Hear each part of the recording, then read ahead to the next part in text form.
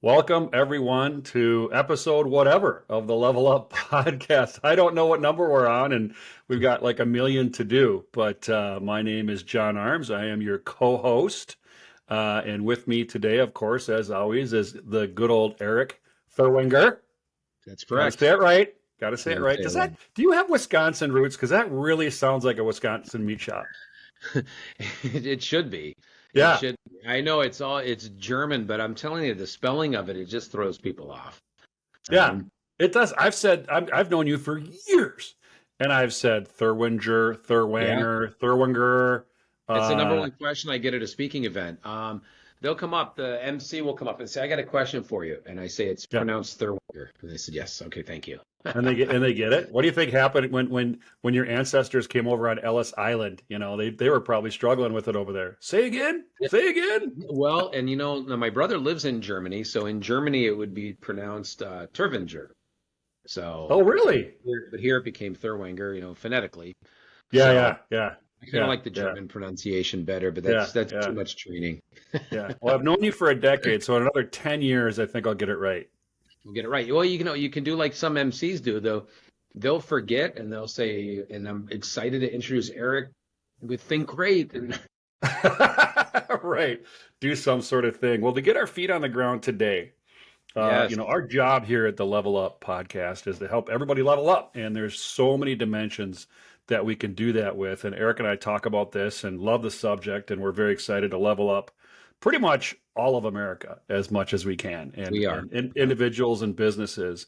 Yep. And so expect that. Expect that every time you dial into a Level Up podcast. What we wanted to talk about today is leveling up sales, Yeah. giving everybody an anchor in that. And I was thinking, Erik, about this topic. I was like, oh my God, leveling up sales. Holy crap. I mean, like so many things, right? You've got sales people, you've got sales systems, you've got Sure. CRMs, you've got sales goals and sales expectations, and money is involved and marketing's involved. It can That's seem right. like a heavy topic, but let's not It, make it so. it is, and it's really the lifeblood of every organization. Yeah. And sometimes it's not talked about enough, or it's not revered in the highest levels, right? So a lot of times people are very disconnected from it. Just the mere mention of sales gets people running away.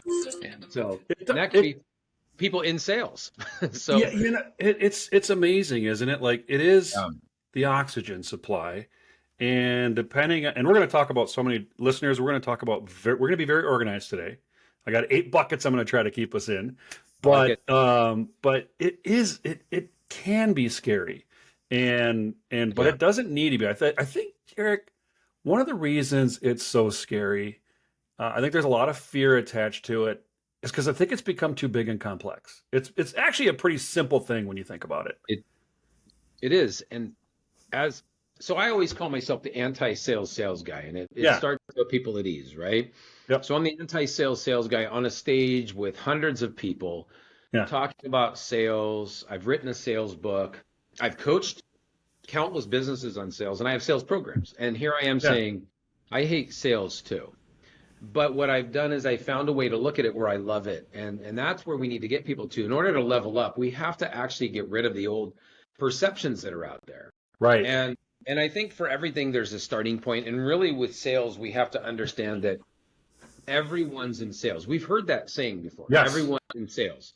Yeah. And I believe we have to go beyond the old cliche or the idioms where people are used to hearing things and say, what does that mean? Yeah. And I've defined it. I say that everyone's in sales. We're either selling or we're supporting sales. Yeah. End of story. Directly selling, causing that transaction to happen, or we support it. And that's where I think people need to understand. Here's where I am in this. I Yeah. either sell or I support it. And that's really important. I want to break that apart a little bit because when you say everybody's in sales, I've said this before, Yeah. and to me, it's nice and easy. Like, oh yeah, we all are, and 80% of the people, like, you can see the hackles go up on the back of their neck. It's like because those perceptions, like, oh shit, John's telling me I gotta go pitch, and I gotta go cold That's call, what and I they gotta think. go. Yep. Yeah, and it's scary, and I want to take those words back and stick them back in my mouth, like, oh, I didn't mean it that way. I did Yeah. not mean it that way. But everybody is in sales in a good, comfortable, perfect way. Uh, Help people get there, Erik, if you could. Like, make it okay to be in sales. We all sell what we are passionate about. And I always use this example. I'll use it in a sales training. I'll say, I have some time this weekend. I'd like to see a good movie. Can anybody refer me a good movie? And people will share their movie. It could be Godzilla. It could be Yeah. Sisterhood of the Traveling Pants. It could be Star Wars. It could be anything. And they will share that movie with me so convincingly that I should watch it. That's Yes. sale. And they're not expecting a commission check from the studio. They're not expecting the actors to call up and say, hey, thanks for promoting our film. They share it for free. But then we ask them to do that about our business and they climb up because all of the perceptions involved with selling. They Yeah. really look at sales as an S word, as the S word. As the S word. Yeah. It's a big steamy pile of sales. And that's how Yeah. they look at it. And they're like, I don't want to have anything to do with that. But it all comes from the perceptions. And I think Yeah. that we have to understand that we do sell every day. We share and influence people to do things, Yeah. but we're not expecting anything in return. Then in sales, we need to be able to share with that same level of passion and enthusiasm that we do our favorite movie or our favorite band or our favorite Yeah. TV show. I think, that part, I think, excuse me, I think people can get there, like, you can get there, right? Like, oh, I like Yeah, my job and I like what I do and I've spent decades crafting it, and I yeah, do want to talk about it. I think we can get there. And I know that's what you yeah, train on. And when I do, my CMO work, I talk about that, the passion part, right? yeah. I think part of what's caused the fear is I think we're measuring the wrong things, and I think we're measuring things in the wrong way. People look at a sales thing, right? And I'm not going to knock CRMs and all that, but if you're using a CRM, it's telling you how the month is doing, and you Well, immediately get insecure. that's correct. Like, oh my God, I'm 20% short of the goal, and your mind goes into it doesn't go into I want to share all the things I'm passionate about. It goes into this fight or flight mode, doesn't it? Mhm. Well, Why? we've perverted so much in sales, and there's more subpar, barbaric, inadequate sales training than there is good sales training. Yeah, Now, mine is all good, John. of But course. okay, but let me talk about CRMs for a second. There's the tool, right? That's a tool Yeah, that salespeople should use.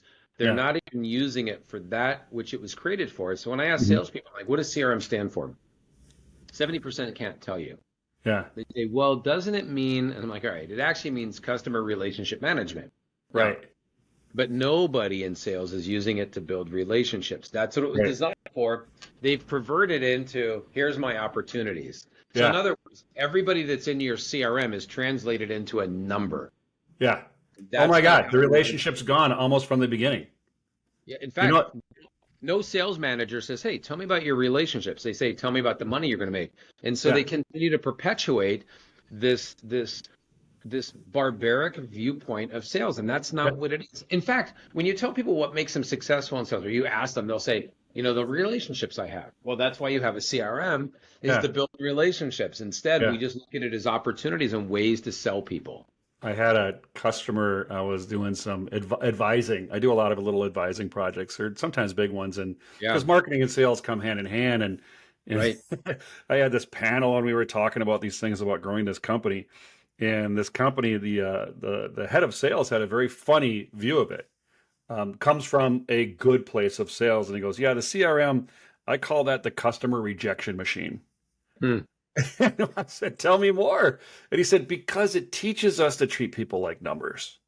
It does. And if it teaches us to treat people like numbers, and if it teaches us that money is something different than the outcome of a relation, to him, he was saying money means trust, money Yeah. means priorities, money means progress." And he's like, so when you look at it just through that linear path, relationships are gone, and the money is like the top thing when it's, and we're going to talk about this later, where money isn't the only thing to measure, but it is. He called it the customer rejection machine, and I thought, okay, we're at a state in America in our economy when sales is the lifeblood of every That's company, right? And if that's, right. it'd be like if you go to that doctor and doctor's like, you know what, you need some blood. I'm going to pull out an old tin, tin needle. I'm gonna jam it in your arm. We're not gonna wash it. I'm gonna keep, I'm gonna keep the transfusion in this plastic bag over here. And You're out of Gus, there. Who's been at Yeah, the bar all day, is gonna stick you. Like it's just old models it is that an we're old applying. Why are they still here? because some people have had success with using an old model and then they attribute that success to I use the model and it becomes part of that reinforced behavior. Well, you know what? I hard closed somebody. That must work with everybody. Well, what Hmm. happened is that person probably needed what you sold and took it, but they're Hmm. probably not going to refer you because you hard closed them or you made them feel like a number. I Hmm. always say, you can never confuse courtesy with consent. The fact Hmm. is, we've all bought something from somebody we didn't like. Hmm. We've all made that transaction because we just need it at the time, but the person doing that transaction, we may not have liked him. We certainly would not have referred him or her, but we need that, so we'll take that. But that person thinks, you know what? That's a successful model I just did. But it's not. Hmm. It's not. They filled a need, but they didn't fill my desire to refer them. And that's dangerous territory. Most salespeople are only selling a fraction of what they could, especially if they're not building relationships, and Hmm. especially if they're looking at people as just numbers. And that's unfortunately where most sales organizations are. It's become very much metric based, not people based. So when you're doing sales training, when you're either on Hmm. stage or with the client, that means people are coming to you Yes. saying, give me an outside view. Do you have this, like, are people still kind of in the old days? Are they confused? Are they starting to understand there's a dimension here? What are you seeing? They come around very quickly. They Okay. they know that as soon as I mention some of the tactics, they'll say, Hmm. I can do it that way. I can do it that way. Yeah. There's the old training still out there. Sell to anybody with a pulse, right? Yeah. There it's horrible. Like what do you I always say this, what do you do? Go in and check somebody's pulse when you sit with them? That's so Yeah. bizarre. Like Right. you're only selling to them because they're breathing. It just doesn't make any sense. And it feels Yeah. awkward, doesn't feel natural. And then there's the really subpar sales Hmm. professionals that say fake it till you make it. Yeah. And it puts people into a very disingenuine position. Like if I'm Yeah. on your sales team and you're like, hey, Eric, just fake it till you make it. If I have the word fake in my mantra, I can't function. I, Oh I my want gosh. genuine and sincere. And so fake it till you make it. Or they'll say, just pour on the charm or Yeah. whatever the antiquated side. Or how about this question? Hey, John, what'll it take to get you to buy today? And Yes. there's still people training out there like that because from time to time they've said it, from time to time it's worked, but I think Yeah. it's situational. They met a need, they didn't meet a desire. And there's Yeah. a better way. We always say stop selling, start sharing. Yeah. Stop closing, start opening. And and that's where the magic is when you start to share what's in your sales vehicle. When you start to open up dialogue and open up the relationship, the magic happens. But Yeah. that's not what people are taught out there. No, it's not. And there's some reinforcement happening. I grew up Yeah. in the advertising industry, and by and large, the industry was about interrupting. Hmm. And I think about sales and marketing and very similar things. They're different, but similar. Yeah. And like you had said, if fake is in the mantra, It's is in horrible. the is in a core thing, then that's bad. It always bothered me, like if interrupting is in the model, I've always been uncomfortable with, like Yeah. attract people, yes, but we can get in front of 10,000 people and we can buy a list and we can hammer their emails, but the whole Hey, model sign me based up. on, That sounds absolutely horrible. I can't wait. I know, Well, right? And so there's an old model and there's a new model, good. and I And the think new we're model is the done way with to the old go. stuff. Yeah, that's and buyers are looking for something new. So if you're listening to this and you're selling the old way, you will become a dinosaur and you will become Hmm. extinct. Yeah. There's not like it'll last a little while. You will be gone and we'll be studying your fossils. You Hmm. have to adapt to a new way of selling because people are buying in a new way. So this old, do whatever it takes to sell them, you know, uh, throw everybody up against the wall and see who sticks. It just it doesn't work anymore. And I and it's hear, not. Oh, I was I gonna say it's have not the way heard. we want to be sold. No, you and I don't want to be a victim of it. I That's have right. it's January 29th, 2024. Mm. Very many times already this year, I've heard people say, "Screw it, let's hire somebody just to hammer the phones." It's just, I and then you have know. to. You ask them what's most important in sales. Building relationships, right? Because that's what they think they're supposed to say. What Yeah. they should do is what they know they should do. And you can't have these cliches out of alignment with your actions, right? People are our greatest asset. What are you doing to develop them? Nothing. Yeah. Yeah. Well, it is a mindset. A It hundred is a percent. it's a mindset. You've got a really nice tool that I maybe tell people where they can find it, but you and I refer to it as the five circles. And the reason I'm bringing it up today is I want to help people get an idea. When Erik and I both say things like sales is everybody's job, there's a really nice visual tool that I've totally stolen from you and your Yeah. presentation, but it Yeah. helps people understand. And I'm pretty sure you can find it on the Think Great social spaces and on the website. But Erik, talk about the five circles. I think that's a nice place where people go, I get it. I get it. Well, This I gives me a visual on how sales is everybody's job. yeah, I think that what you need to look at is every company, every Hmm. organization, whether it's a charity organization, sales is involved because they got to ask for funding, a business, they've got to Hmm. obviously encourage people to buy from them. There's a sales vehicle, and that's everything in the vehicle. And that can be when we sell to somebody. So I ran a media company in Southern California. We Yeah. sold media services. Inside that vehicle were the same five things that are in every vehicle. And that was our products and services. That was our systems. Here's how we produce your work for you or complete it. Here is Three, our solutions, right? So then we have, four. yep, we got the solutions. And then the last thing that we sell in there is our team. Here's how good our team is. Yep. Those are the same five things that our competitors offer. We were better in all of them. Now, the two that were most similar were products and services. They had the same equipment we did. So to say, well, we make the best HD cam SR duplication. We do the best streaming. We're all Yeah. using the same equipment. Let's be real. Now, Right. Well, and in but terms we of did have the same. today, right? Like, Yeah. listen, if you are in so many industries, like the playing field continues to get leveled. And I Well, don't even know what AI is going to do to level the playing field, but oh, the differentiation between their thing and the other thing from a technology standpoint, it's less and less every day. and that, John, is so important, the differentiating factor of what's in your vehicle. So when they came to us and they said, we want some editorial or we want some duplication and replication, that was what we did. Hmm. And that was similar with other competitors. And the quality was going to be similar. Okay, were we the best? Sure. But it was still a similar product. At the Hmm. end of the day, when you start looking into what are our systems, well, that was different than our competitors. So we Hmm. may produce your product like this.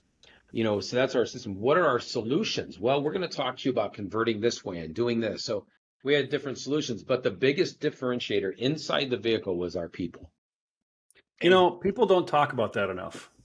and that's what you sell. You sell your team. They're buying. People don't just hire me as a speaker or trainer. They're hiring the Think Great team for what we can all deliver. I can't tell you how many times I go to another state and I'll Hmm. get complimented on one of my team members. They're not there in the state with me. They've Hmm. never met the person. It's all been through email or maybe a phone call. And they'll say, I love working with your team. And so they're always, yes, do I have it? I feel like I have a good message, good content, but I have a Hmm. great team. And so they know what they're getting when they buy us. They're going to get Yeah. that exemplary performance from the whole team. Which is critical, right? The thing I was thinking about where a lot of people struggle when you say, okay, so the five circles, well, you're in charge of or you're part of maybe customer service or the Yes, tech or the product exactly. or whatever. If you have a role in that, then you have a responsibility to help it move through, right? That's That's right. that customer came to you and you Yep. want to do the best job you can. But you know what I think it comes down to? I think it comes down to faith. And I mean Mm. religious faith. I mean faith in the Well, people you work with, meaning it's you may or may not have faith in the technology. You may or may not have perfect faith in the system. Quite honestly, those things can be tuned and worked on. But you do have to have faith in your people. And that you have doesn't to. just happen. No, you have to build that. You That's have to build it. earned, never given. You can't just assume Hmm. everybody's going to look out for each other. Think about how much disengagement is inside of a workplace that hasn't been connected to you and me, because we help fix that. Think about how many silos exist in the workplace. Think about Hmm. how many team members just don't get along with each other, and then the salesperson has to go out and sell, knowing that that's the team that will handle the orders. So they never even bring up their team because they're like, all right, I hope when I get a yes, I hope our team can handle this, even though there's a lot of infighting. So if you want to build sales confidence up, you have to have a cohesive team because we're selling, and when they buy, it goes to our team to produce it or process it or whatever the case is for your product or Right. service. Right. I know for a fact I can count on my team. I are we perfect? No. Can I count on them 100% of the time? Yeah. And So that makes me want to go sell more or share more. share more. Yes, exactly. So you and I were talking earlier today about situational awareness, how important it Yes. is to have situational awareness and situational awareness in sales. Um, how do you create some situation? Ugh, that's a hard one to say. I can't It say it is. 5 times fast. It's hard to Uh, even say it, let alone achieve it. yeah, situational awareness in Yeah. sales, but that's a good place to start. When you I'm trying to think about when I do it, but when you talk to a customer and say, "All right, let's get an idea." Sorry, my phone's ringing. Gotta stop that. People just they're Um, ready to level up, John. yeah, that's right. They are. Um, when you are counseling somebody, it's like, let's get a. Yeah.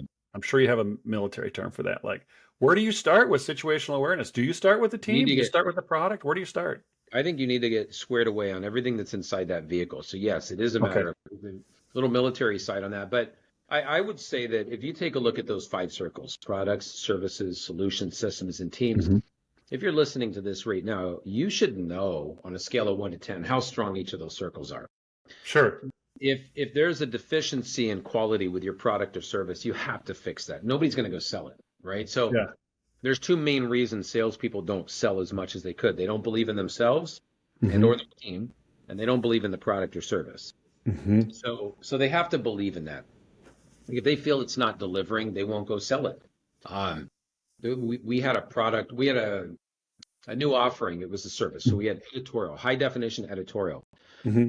And when it was new for us in the media world, our team wasn't selling it as much. They needed to build up, like you said, the faith in those circles. Hmm. Now, when you look at your systems, you say, all right, can our systems process work correct and on time every time? That would be a 10.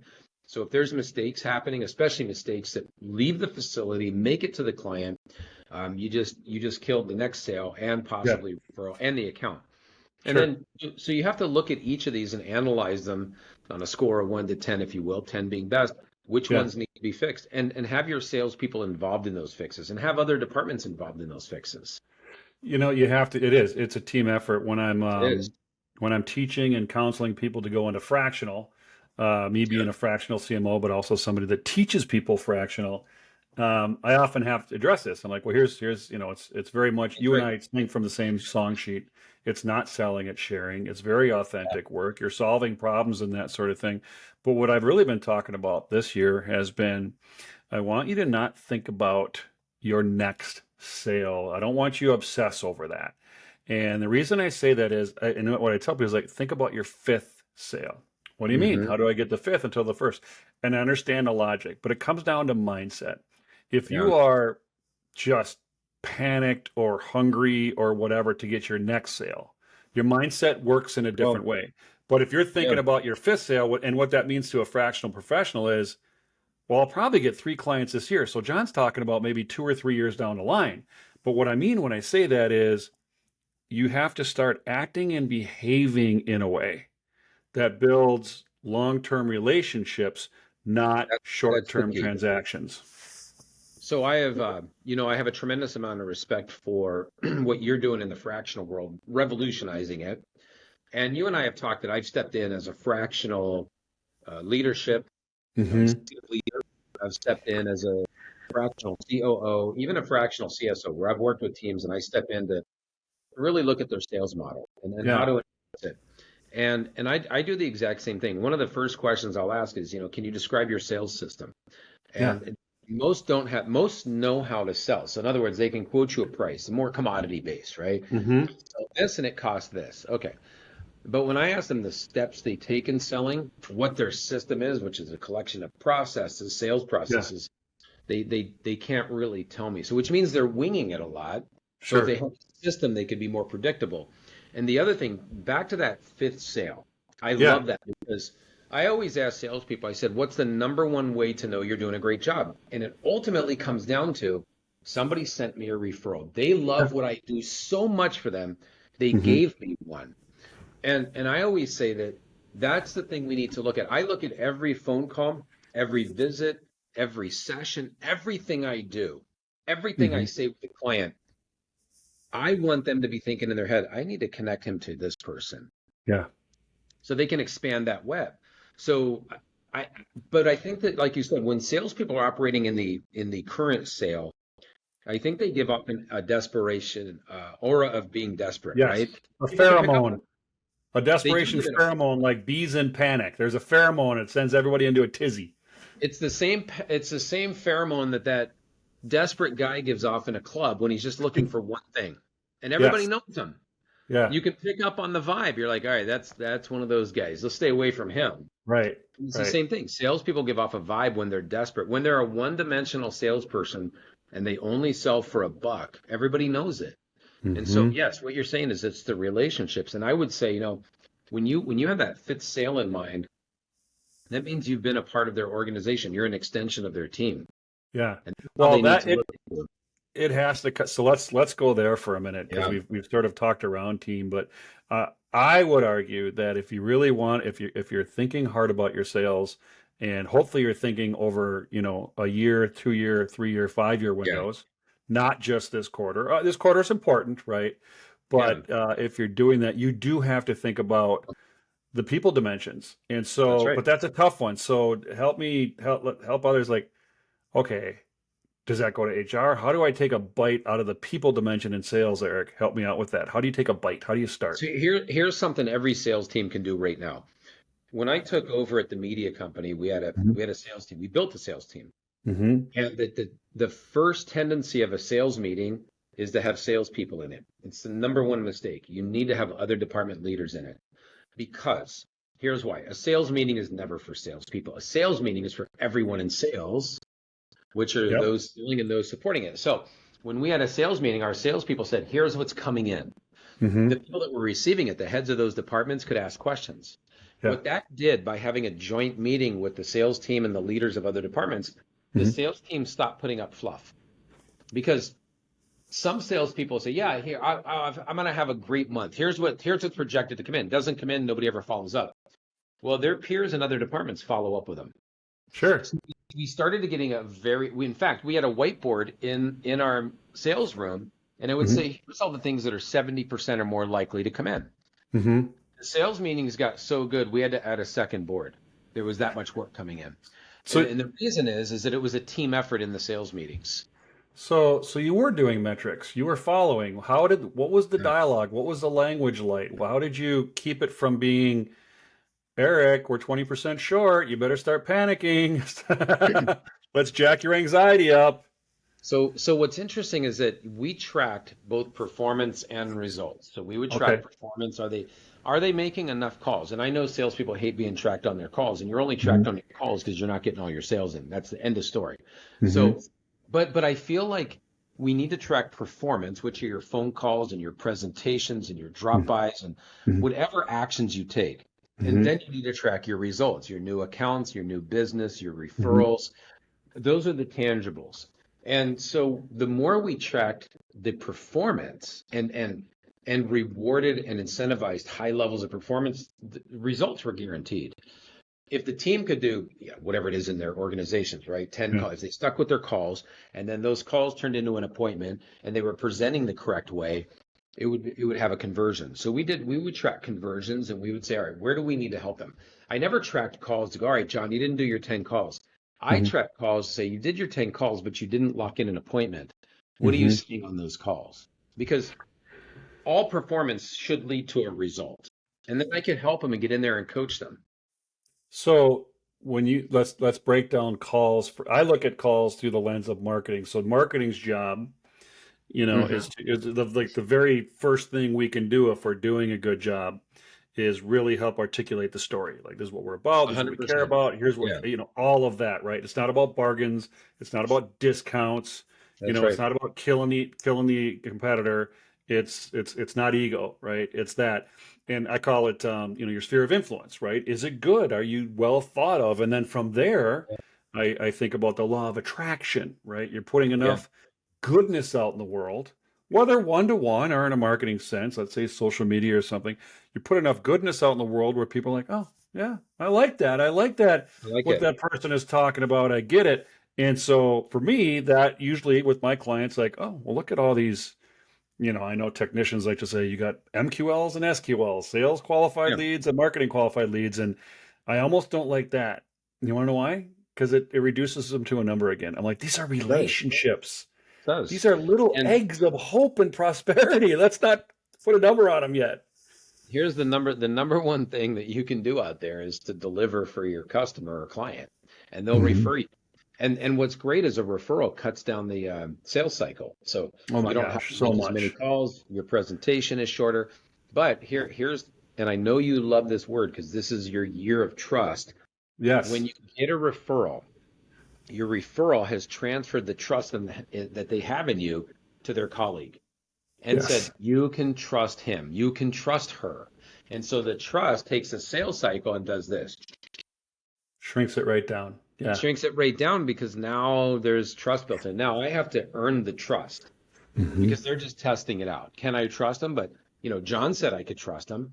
And so and we have some shared clients, right? We have people we work Yeah. with, people we Yeah. refer to each other, and that's built on trust. I think most salespeople are focused on the wrong metrics. I think they're focused on sales when they should be focused on relationships, which is what their CRM is for. I think that Hmm. they should really focus on their performance. I think they should build brand ambassadors, people that Hmm. understand them, that want to share what they do. Every time I meet with somebody, John, and they say, yeah, I've been in corporate for 30 years and I'm thinking of, I said, fractional. I said, I got a guy for you to talk to. Yeah. And I know what you're doing. And conversely, you've referred people to me on leading, planning, selling. Same Yeah. thing. And it's borrowing that trust and it helps to collapse timeframes. What I'd I think, say, oh, go what ahead. I'd say with that is, yeah, absolutely. And it's deep, right? Like, Yeah. you have to build it. You have to enjoy it. You have to work on it. So for those of you who are listening, Eric and I randomly talked together this morning over coffee. We had nothing scheduled. There was nothing. And I'm like, hey, dude, what's up? And he's like, hey, dude, what's up? I'm like, hey, what do you think about these workshops? 3 hours later, we're just, back and forth and ping ponging and all that. And it occurred, like, we're building trust, right? It's not like, oh, Yeah. I trust you, done. Now I Yeah. can move on. Like, you have to feed it. You know what's interesting about, yeah, and we simultaneously talked about launching 2 or 3 programs, Right. online, Right. online trainings. And we're like, all right, we got this. Yeah. Here's the funny thing is that my CRM has sent me 0 referrals in the last 10 years. Because it's just a machine. It's just the machine, and I Hmm. understand what it's for. And we have a CRM, Hmm. but the real work is done not just by the data we put in, which is Hmm. important. The real work is done by the sales performance, by getting out and meeting people and Hmm. talking and going and delivering at the highest levels. And Hmm. yes, my team impacts that. Sapphire, our producer for the show, John, Yeah. she coordinates everything that I do with our clients. And if that's off, I'll be off. I can't deliver. If Right. she if she makes a mistake and sends me to the wrong building, Yeah. it's hard for me to give my keynote speech in the wrong Two city. states away. Yeah, I'm like, darn, I missed it. Missed that one. So something as little as that, and that's trust within the team. If the internal team doesn't have that trust and faith, like you said, it's hard to Yeah. convey that to the outside. You can't deliver on it. And You so can't I deliver think on it. there's a lot of situational awareness. Look at your level of trust in the workplace and work on that. Build that up and involve people from other departments in the sales meetings. It builds trust. Most people who support sales cannot tell you anything about your sales team, except they're not there very often, Yeah. and they're probably out having their third lunch for the day. That's Yeah. all they know. So It's you it's involve it, them. it's an old model, and Yeah, and and I want to switch over to a new model. But before we do that, um, this is the Level Up podcast, so I want to talk about leveling up. level up. Eric and I talk about this. As a society, We are leveling up. We're like in a place where we can now. We've had a pandemic. We've had years after a pandemic. We've spent time in survival mode, and I don't even know if I want to get going on politics, but it's like we are so done with whatever the status quo has been for the last three We years, are. maybe the last 50 years. But it is time to sort of get into leveling up, right? And doing things in new ways that are effective. Correct. Leveling up isn't, hey, you know what? Just keep doing what you've been doing for 30 years. It'll be fine. That doesn't work. That does not work. Politicians politicians have been successfully leveling down for years. Oh, it's Oh, just they're like, good at it. Just yeah. destroying trust, breaking promises, Oh my dividing God. people. And you know what? Hats off to them. They're awesome at it. They're Yeah, great at it. oh, We deserve better. yeah. We deserve better. And that's why you and I, John, coast to coast, we're going to level up our nation. We're going to level Well, up. We're giving them a way to level up. yeah, if politicians come on, great. Maybe we'll let you in. But for now, they are so. They It's need to the earn their way in. opposite. They are leveling down. They're like on all the They things that are. you and I care about, trust and value and sharing and listening and caring. Like, not seeing it, not You know seeing what's it. interesting? Here's what I've actually looked at this. I go, all right, these are people that we're electing in to make an impact in our society. But Mhm, from my perspective, I've analyzed this a little from my mhm, own limited vantage point, yeah. and I believe I believe there's five things that they focus on. Number one is themselves. I believe that most Yes. of them in politics, it's a good career move, right? We talked about it earlier. It's a get rich in Yeah. 4 years scheme, and then some stay too long. But they look at themselves. Number two, their second biggest concern outside of their own personal gain is votes. They'll do anything for that vote. Yeah.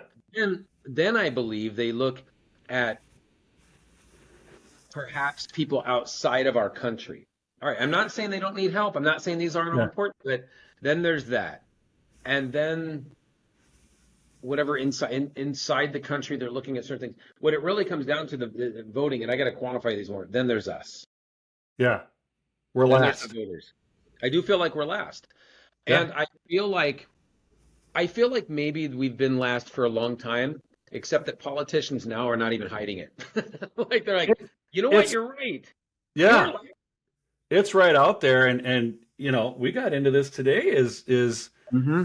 the new numbers that came out this weekend about the military. Like three of the four, I Right. know Marines are not short. Marines have hit their goal. They've done their recruiting, but the Sure. rest of those wonderful divisions of the military are really struggling They are. to fill the gaps and people to go defend our nation. And I hear from the people who they would, the younger, right? They go to that 18 to Yeah. 25-year-old age range, and that's Gen Z. And Gen Z's like, why? Well, It's if it's you think about different. it, It's different. that's sales. That is sales for the military, recruiting, the Yeah. lifeblood of the organization. In fact, the Yeah. lifeblood of our country. But I think the messaging, you said it before, John, the messaging needs to be better. And the Marines, from my calculations, hit it by 8 recruits. So they were close too. That's a Um, close shave. They're usually much more yeah. than that. Yeah, so yeah, and Yeah. we need that, but the messaging right now isn't congruent. We have a lot of pockets of division in our country. We Yeah. have so many areas for people to level up and come together as a nation, come Mhm. together as Americans, and we're not going to agree on everything. It's impossible. I mean, Well, you and I don't agree on everything, but we can be unified, and we know that division hurts everybody, and bring it together. And I think salespeople are like politicians. You have to look at the order of the five things that you offer. yeah. Does your client come in there at the top? Do they feel like they're at the top, or do they feel like they're at the bottom? And that's going to Yeah. impact their buying decisions. Well, we're going to switch over to leadership here in a minute, but it really comes down to that, right? If I'm Gen Z, Yep. and let's be honest, if you're looking at the leadership of the country through your life, through your formative years, you've seen friction. You've heard Yeah. people fighting and yelling at each other. You've seen very little unity and different, like in World War II, right? Like, oh, there's a common Right. bad guy, and Hitler was a bad guy, right? That's right. But this is a good place. We love each other. America's Yep. worth fighting for. Well, if I'm Gen Z, I'm like, okay, well, let's see. The politicians are all greedy. They don't think about me. Two, the money, it's in a few hands, but I can't afford a house. I can't afford to pay Right. off my student loan. I'm renting Yeah. the rest of my life. Like all the things that Yeah. were available for everybody else, literally up until these last few years, are no longer there. Do you blame them?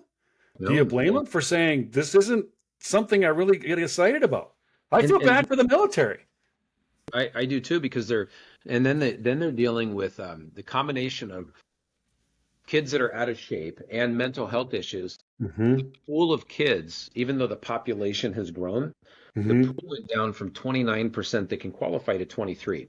So there's a lot of internal work we have to do as a nation to rebuild Hmm. our strength, especially in our younger generations. And the Sure. great part is that this is the time to do it. Gen Z is a remarkable generation. Their work ethic is extremely strong. They're very Yep. entrepreneurial.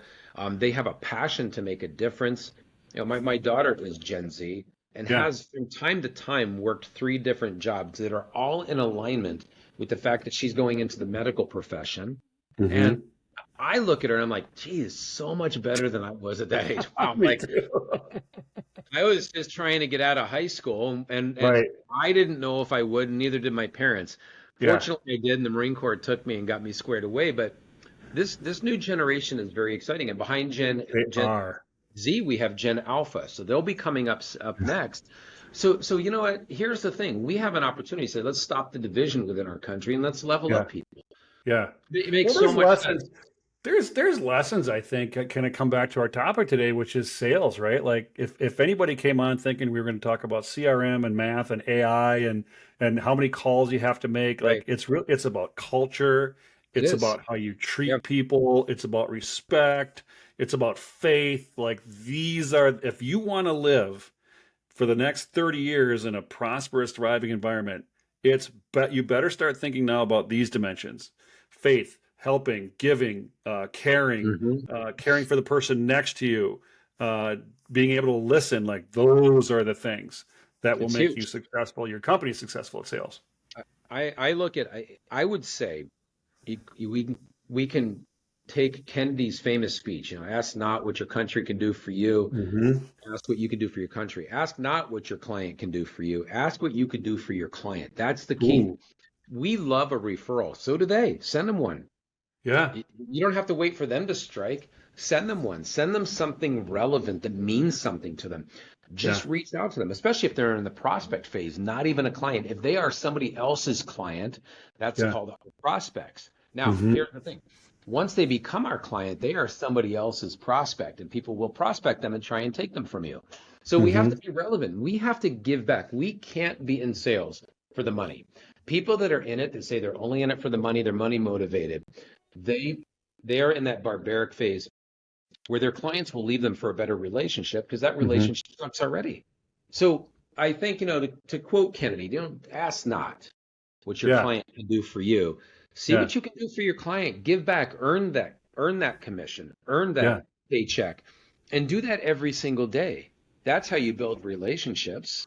So You know, there's a lot of sins in marketing that I think have abused this or not taken the meaning of what you're talking about in the right way. And some of those sins have to do with I'll get letters about this, but with marketing automation, right? So if you take the core of what you're saying, ask what you can do for your customer, that's right? right. What can you do? How can you make their day better, right? Well, if I send them an email about me, that's not it, right? Oh, I'm going to send them our latest brochure. I'm going to send them a link to a website where they can listen to me talk about what I do for me. That's Me right. shouldn't be in that equation. It That, shouldn't be in there. that's right.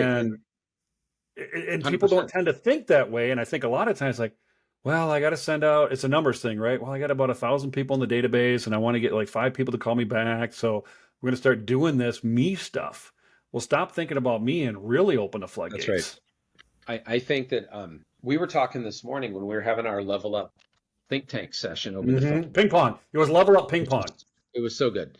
Yeah. And it was like Forrest Gump level ping pong where it was going so fast. Yeah, right. Just watch, keep your Right. eye on the ball. Right. We talked about a client that we work with together and how we were getting those messages nonstop that things are transforming. Here's what's Hmm. happening. And most of that happened off the clock, like where you or I were talking to these people outside of a session, outside of the normal day to day, just helping Mm. guide them. And Yeah. then they took that back in there. And I would say this, if you are limited to tracking your success by the amount of money you make, you're going to limit your success. The Yeah. the way that I gauge how strong we are isn't Hmm. just by how much money we make, it's by how many referrals we get and how many unsolicited referrals, but also how much positive feedback we got that we made an impact. And I think Yeah. that in sales, you have to stop shooting for the buck and start shooting for the impact. There's just Yeah. nothing greater than when a client calls and says, here's what we're doing, and that was something we recommended to them or helped them with. They're Hmm. using what we gave them. We do flight planning, so we do strategic Yeah. planning. A client called me up today and she goes, I can't tell you enough that we do a weekly flight briefing, just like you taught us, and it has helped to keep us on course. I was like, that's it right there. Like, That's it right there. that's one of our services. That's one of the 5 circles in our vehicle. Yeah. Or Yeah. I was just in, oh geez, I was Kansas, and Yeah. and somebody said, "Hey, I just got to tell you, I love working with Sapphire." That's the team circle. Yeah. So She's the bee's I, knees. yeah, she is, and Yeah. that's the thing is that today every single person can look at those 5 circles and assess where the gaps are and fill those gaps. And this is the time to level up our thought process on sales. Hmm. Stop selling, start sharing. Stop closing, start opening. Stop trying to make a buck and make an impact. All Yeah. these little things These have a are, huge difference. it's a new manual, right? It's a It new is. manual, it's a new system, and it's a new That's right. mindset. That's right. It's a new Absolutely. mindset. But old habits do die hard, don't they? They do. And especially when there's some reinforcement that a sale came in, you're like, well, okay, I know Yeah. I didn't follow up with them on time. Maybe that works. No, Hmm. you Yeah. got lucky. This I one think you got didn't. lucky. Yeah. Well, that's a struggle. There's been for years a real hunger for direct attribution. If I'm going to spend a nickel, I want to know exactly, what Hmm. happened there for it to come in. And in most B2B, it's just not that simple. Which email was it? What networking event was it? It's Jason and I teach this when he and I consult together with clients. It's like it's more of a trifecta, right? It's an Yeah, atmosphere of doing good and putting out good vibes and sharing the right things and giving, and through that things come down. I mean, I, unless you're talking I about agree. like a Williams Sonoma deal on spoons, like, oh yeah, buy a spoon, get one free, but That's right. that's If you retail act commerce. now, Yeah, well, right, right. here's how I look at it. And John, we both feel the same way. And I even have this in my sales book that every leadership position or every sales position is a leadership position. So Hmm. when you're in sales, even if you're a solopreneur, you're still leading and guiding and coaching and mentoring your prospects to become your clients. Hmm. So there's the leadership aspect. Great leaders don't ask for much in return. You can say, here's the things that Martin Luther King Jr. gave to people, the feeling of Hmm. significance, hope, a pathway to a better life, or Gandhi or Mother Teresa or any of them. Yeah. There's not a lot of data out there saying, here's what Gandhi expected in return from you. Right. And Yeah.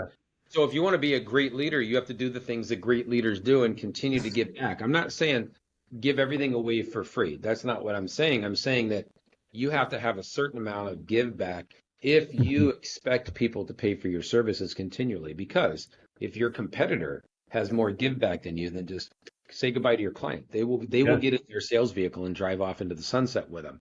And they Yeah. should. If I stop taking care of my clients, they should leave me. They should. They Yeah. should. You If I have to look at earn them it. as a number, they should leave me. Right. They Well, should. that comes down to there's a lot of imposter syndrome I'm noticing that's coming out of the last several decades. I think well, this is again on the fractional It's a side of big things, popular but phrase right now.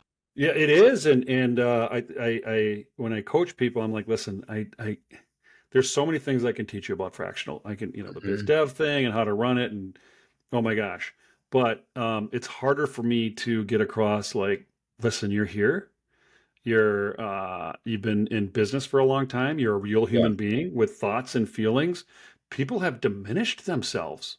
And I understand why. Like if you've been Yeah. in a job that, what did you say? What percent of people are disengaged from their job?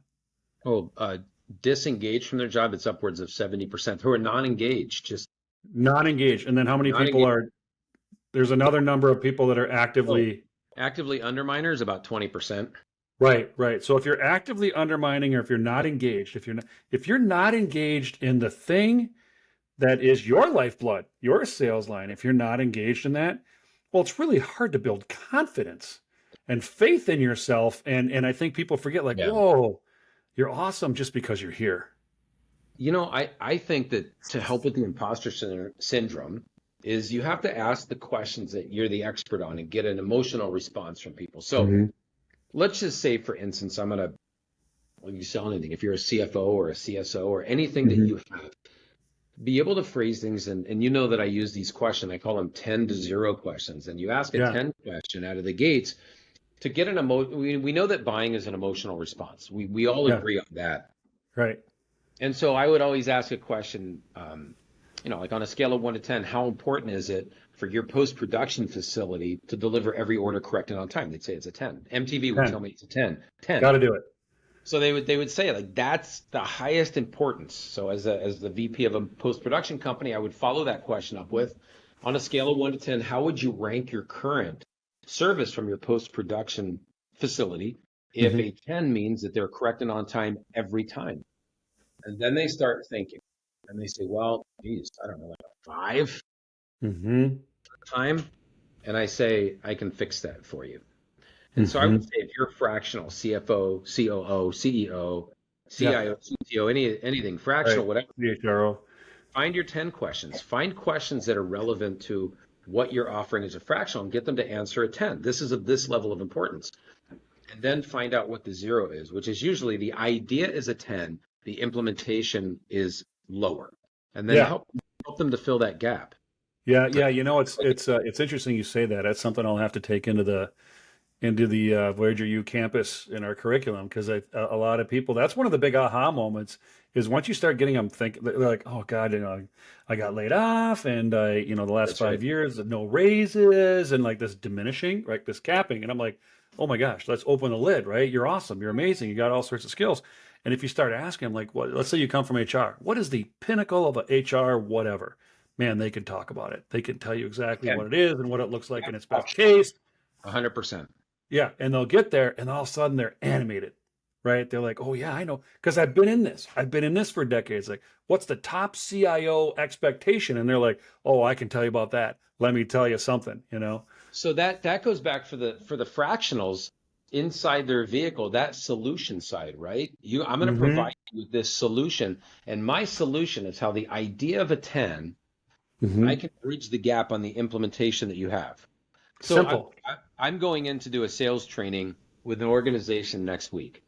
Mm-hmm. And I asked the owner of the company actually, I said, hey, on a scale of 1 to 10, how important is it to have a predictable and profitable sales system? He said, Yeah. "Ooh, it's a 10.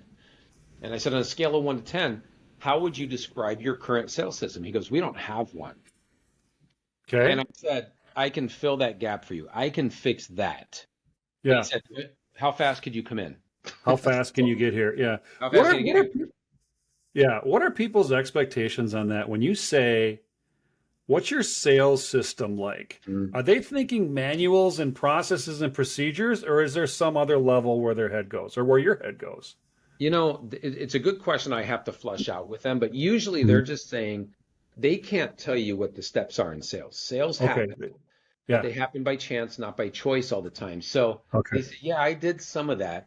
So I always say, there's really like 5 steps in sales. There's Mm. prospecting, got to find out who to call, contacting, got Yeah. to contact them, the presentation, you do an appointment with them, and then you Yeah. set up a proposal or you set up their account, and then you follow up. And those 5 sales actions happen all the time.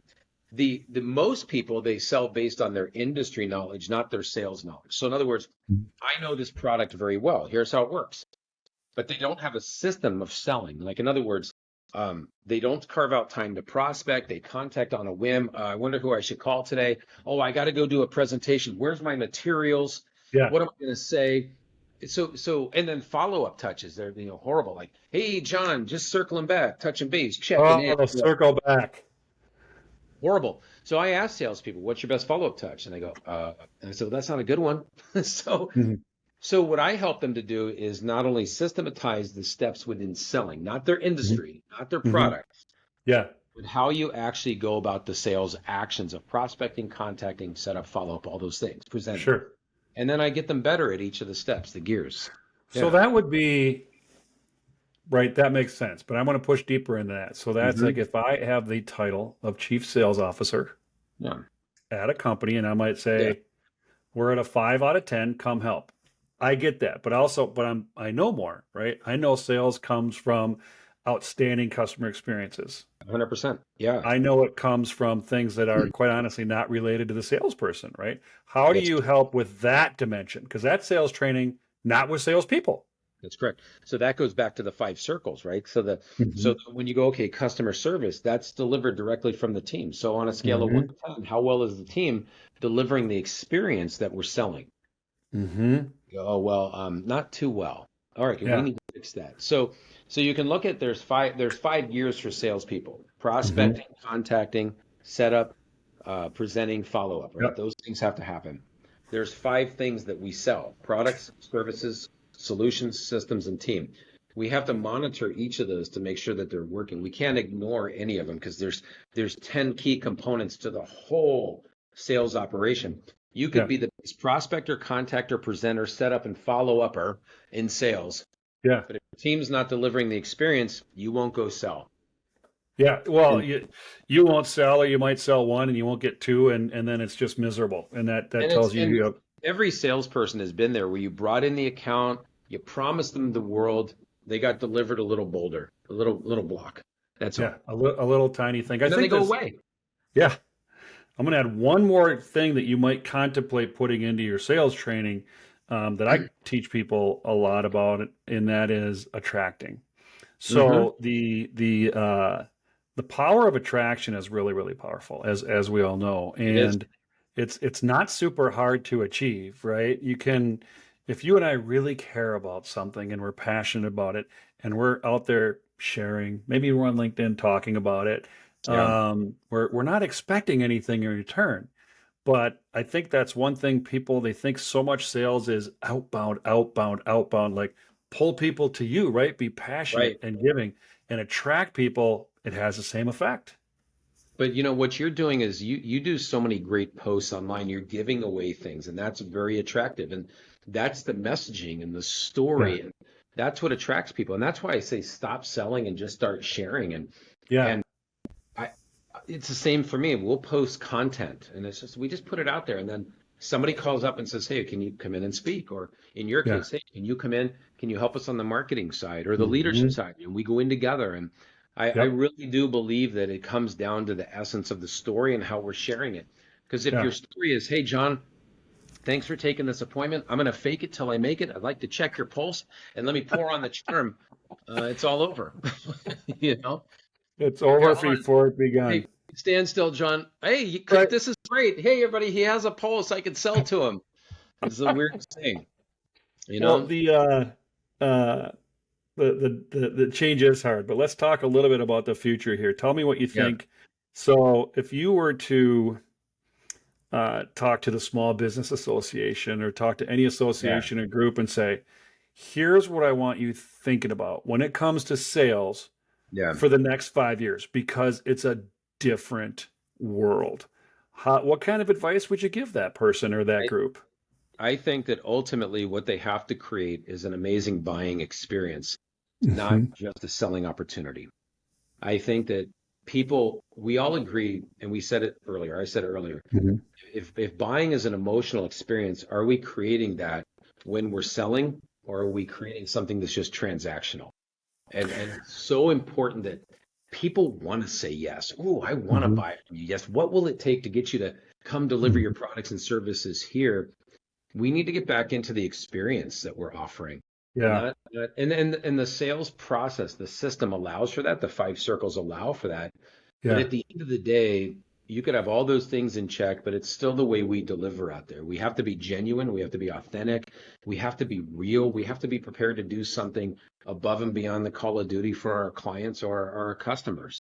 And Yeah. that's what I think is going to be, we have to be memorable and relevant with them. Yeah. Jason, my partner at Voyager U, and we worked together on so many things, and he helped me write Revolt and all this, and he says, John, people hate being sold. They do. In all, they don't like the emails, they don't like they don't like, but he goes, but boy, do they love to buy. They do. Boy, do they love to buy. And when you think about that, go, okay, so let's think about that, right? Because you're right. Like you don't want to buy something you don't want. It's a reluctant purchase at best. That's But what right. he means by that is when they know you've shared enough That's right. and have done your part, they're more than happy to give you the business. They love to buy. They are. And I think that again, that ultimate, that pinnacle on top is right up there. You go, wow, they sent me a referral. Yeah, yeah. That's And the you know that, wow, and that's what I think success really leaves clues. And you got to analyze when you got a referral or you have repeat business and like, what are you Mhm. doing to get that and keep duplicating that? Right, right. That's Well, the important part. speaking of that, I want to share something with our listeners because I think it'll be helpful, and that is Eric and I have been talking about doing some bite-sized Ooh. workshops because essentially we want every business that we touch to thrive, to kill it, to do well, and because we know it's good for America when that happens. Mm-hmm. So, but we also know like, oh, it all seems so difficult and and It arduous. can So we're seem talking. daunting. Yeah. It can seem really daunting. It really can, and it's sort of the initial fear is, oh, this is going to cost me money, or it's going to take too much time, or I'm going to get resistance, and Mm-hmm. the it's really hard to get people moving in a different direction. But we're going to do a couple new workshops, and the whole idea is for you and your entire team to enhance and elevate, right? To level up. And one is going to be about sales as an inside job. Oh, We it's gonna talked be about that good. a lot Mm-hmm. today. Yep, we're Oh yeah. ready. This is a good one, leading left, right, and up. Eric, talk about that one for a minute or two. I think that, one of the biggest questions I'm ever asked when I do leadership development, since the majority of people in the workplace are not the CEO, Hmm. biggest question I'm asked is, can you lead up? And the answer is yes. So Yeah, yes, you can lead down to people that report into you. You can lead left and right to your peers, but you can also lead up. You can plant leadership seeds up, and it's a beautiful thing because there's a high likelihood the person above you would like that gold nugget on leadership if you can share it in the right way. they totally do. When I was a Hmm. CEO, I really appreciated that. The CEO can be a very lonely place, but Yeah, only if you make it that way. that's right. If you put guardrails up. Okay, leveling up trust Mm. inside and out. It's So, another one we want to talk about. well, and I know this is your year of trust, and trust is something Yes. that's important in every single relationship. Trust is important, whether it's a marriage, whether it's, a parenting relationship, whether Hmm. it's in the workplace, it's all important. And Hmm. I think that when we really look at trust, trust helps us to build teamwork.